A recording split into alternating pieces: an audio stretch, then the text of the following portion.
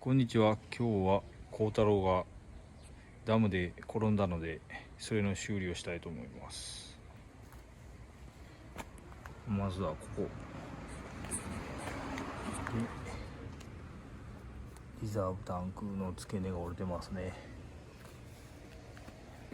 でライトがぶっ飛んでミラーが折れてますと、シートの張り替えとやっていきたいと思います。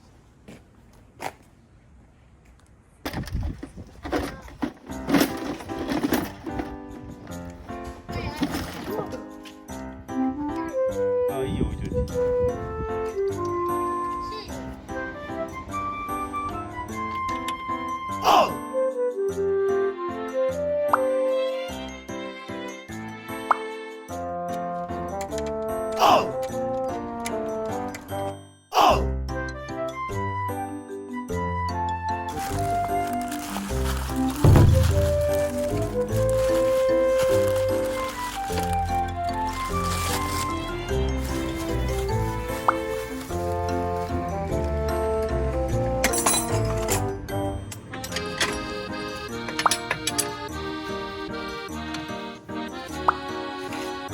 キックみたいな。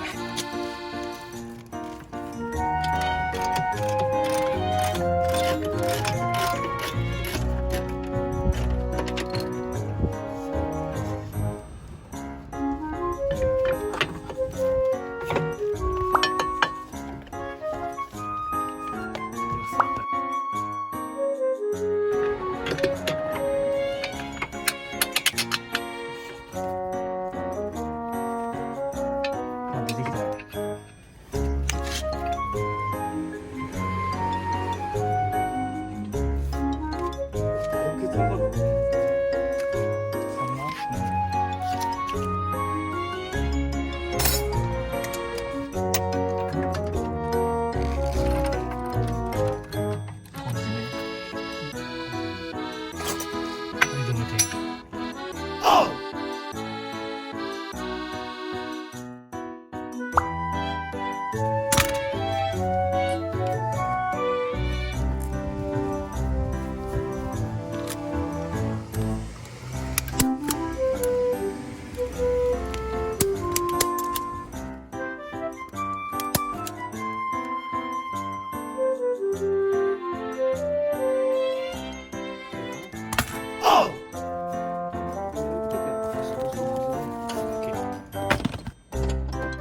シートをつけて完成です。